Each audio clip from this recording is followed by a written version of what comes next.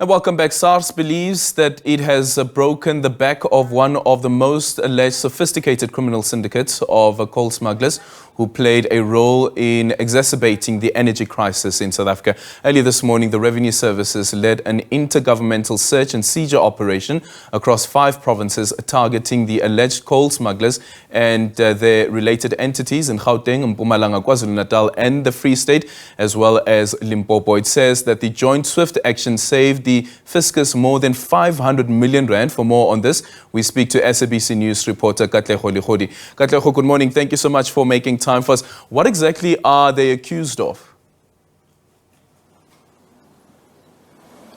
A very good morning to you, Eldrin, and to our viewers at home. We're coming to you live this morning from a private property in Pretoria, the city of Tshwane. This is where I must just make a disclaimer that we are limited in terms of what we can show you because of the private property and the search and seizure that continues behind us as we speak right now. So here we have members of the SARS customs that have arrived here from very early in the morning to form part of this operation on the ground, taking place across 5 provinces as we speak right now. And they're joined by the police in terms of the investigations that they've been carrying on, ongoing investigations into tax fraud amongst some of those allegations leveled against these companies. So here we are seeing in a statement that was released by SARS earlier on in the morning, they're talking about a non-registration for income, tax, VAT or pay AE, this being failure to submit tax returns. Some of the allegations leveled against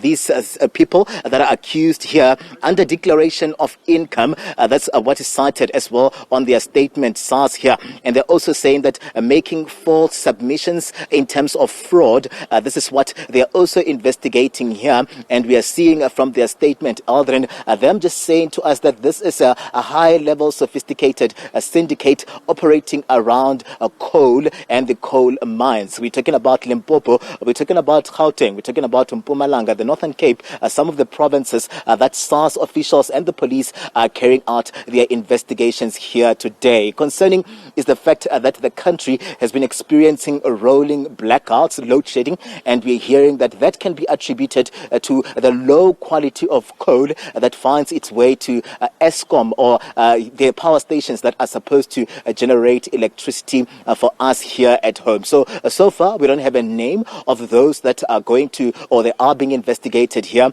We also haven't seen arrests carried out here, but the SARS officials that continuing to sift through evidence that they believe that would help them here in terms of clamping down on this syndicate and really just bring those that are accused here to book. So it's a waiting game, as you see right here, but we are limited, as I have to emphasize, because of the fact that even the private property security came through to just more or less limit us in terms of what we can show you here today. Eldrin?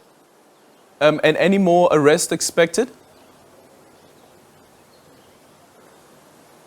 They are saying that this is a syndicate, so they are looking at ensuring that there are arrests that are carried through. So we know very well that right now, as we speak, Witbank is one of the places that these officials are at right now. And we know that they're also in Limpopo, spread out through these provinces to try and follow the money, to try and bring these alleged, syndicate people that are forming part of this syndicate to book. And we're hearing as well that this is led by SARS because of the tax invasion that they picked up in their investigations. Aldrin? Yeah.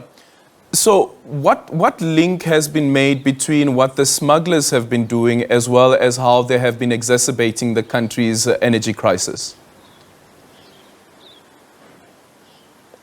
So what their statement is telling us this morning, Eldrin, is that there would be high quality coal that is procured, and instead of this coal finding its way to Eskom power stations, there will be a diversion of some sort where then this coal is changed into a low quality coal that would then be transported to Eskom facilities, this being the power stations. And this is where then we get to see the units breaking down and some of these stations, power stations, not able able to carry through with these units that are supposed to be online to provide electricity. So here the link is around the issues of the low quality of coal that then would find itself at Eskom's headquarters or Eskom's facilities, this being the power stations, and that would then damage the units and the facilities, hence why we find ourselves with units tripping, and then Eskom would have to ramp up load shedding at some point to stage 6, and also an impact on the economy, because you know very well that the economy has not been doing well, looking at the fact that most of these things are attributed to a load shedding crisis and the energy crisis that we have here at home. So it's about the low quality of coal and the diversion, and they're saying as well that they'll be investigating fraud linked to this particular matter. And Eskom officials involved in this?